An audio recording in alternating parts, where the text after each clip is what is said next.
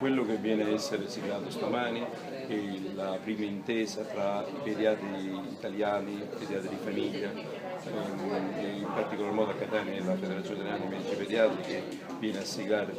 come prima provincia in tutta Italia un accordo con la Polizia Postale, quindi con la Polizia, per salvaguardare, emanando un decalogo con 10 punti, per salvaguardare la navigazione tutto sommato dei nostri figli, dei nostri pazienti dentro internet. Quindi difatti il titolo è molto provocatorio, non lasciamo di naufragare, non lasciamo questi ragazzi che sono lasciati incustoditi spesso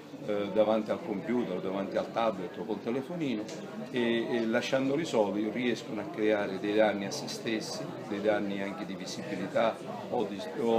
affidano alla rete che diventa quasi come un buco nero, un danno che può diciamo, arrivare a colpire anche le famiglie, avere un danno anche per i bambini stessi.